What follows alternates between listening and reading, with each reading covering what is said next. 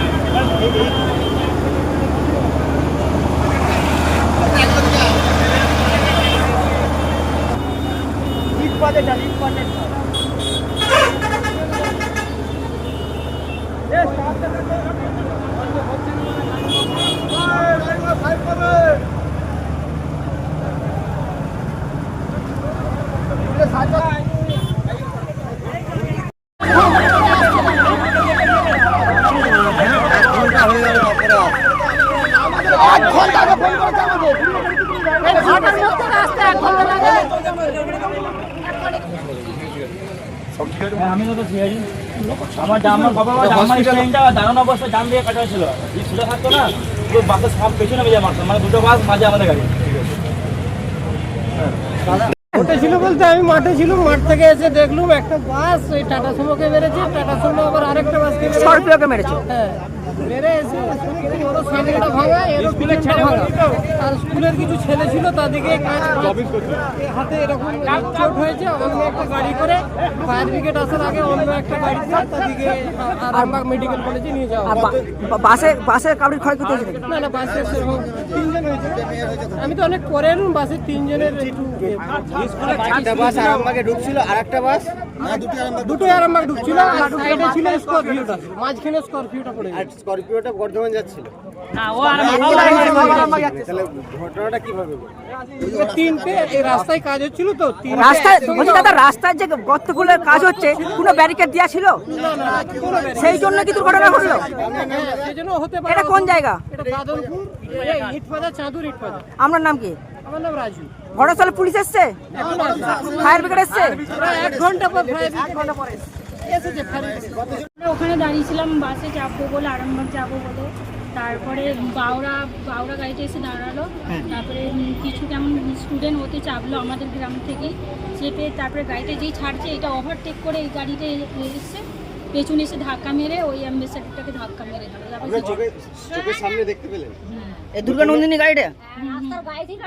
যে প্রথমে বাসকে মারে, প্রথমে বাস ওভারটেক করতে যায় একটা বাসকে, তারপর বাসকে মারে, তারপরে ওই দাঁড়িয়ে থাকা স্করপিওকে মারে। ওটা কি দাঁড়িয়েছিল? দাঁড়িয়েছিল। তারপরে একটা বাইক ছিল ওখানে। বাসটা কোন দিকে যাচ্ছে? বাসটা আরামবাগ যাচ্ছে। এটা কোন জায়গা থেকে? এটা ইটবাজার। কতজন আহত হয়েছে দেখলেন? কিছু কেমন হয়েছে ওটা দেখি না তো। আপনার নাম? আমার নাম শ্রাবণী মালিক। আপনি বাসে উঠতে যেও নেমে পড়েছিলেন? না, আমরা বাসে চাপবো বলে দাঁড়িয়েছিলাম। বাসটা কি দ্রুত গতিতে ছিল? এইটা দ্রুত গতিতে আসছে। ওই বাসটাই কি চাপলেন না তখন? না, বলছি আমরা দিদি, চাপিনি। রাস্তার মাঝে কি কাজও হচ্ছিল? হ্যাঁ, কাজ তো বাসটা কি খুব দ্রুত গতিতে ছিল? বাসটা রেসারেসি করে আসছিল, আর হলো যে সামনে টাটা সুমো ছিল, ওটাকে জোরে এসে ধাক্কা মেরে দিয়েছে।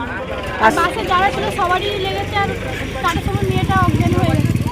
আর রাস্তার মাঝে কাজ হচ্ছিল, দেখেন আমি বলছি কোনো ব্যারিকেড দেওয়া ছিল রাস্তার মাঝে? না, সেই জন্য কি এই দুর্ঘটনা? কি দেখিনি, সামনে গেলে বসেছিলাম তো, সামনেই ছিলাম, আমারও জোরে লেগেছে হাতে, অত দেখিনি। কোথা থেকে বাসে চেপেছেন? আমি দিঘির গন্ধ। কোথায় যাবেন?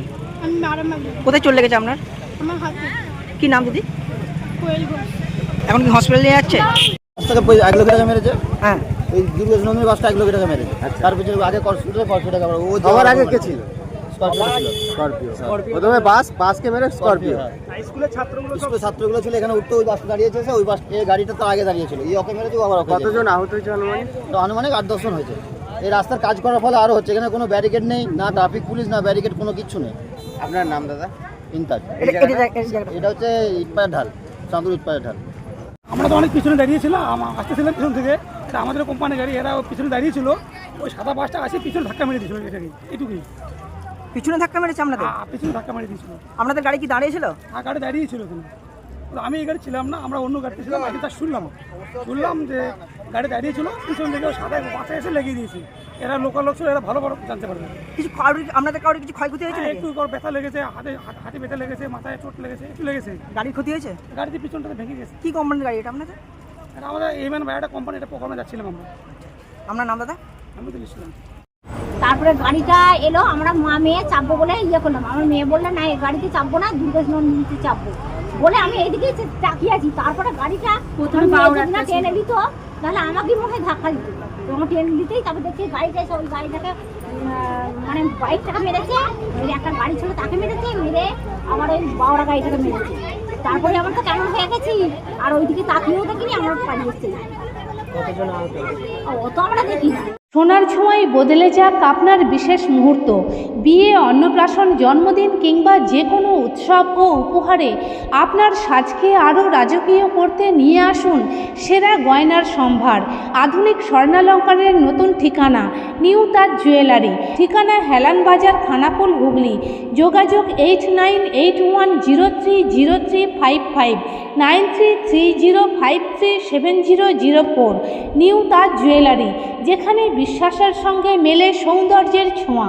শীততাপ নিয়ন্ত্রিত অত্যাধুনিক রেস্টুরেন্ট ময়ূখ রেস্টুরেন্ট।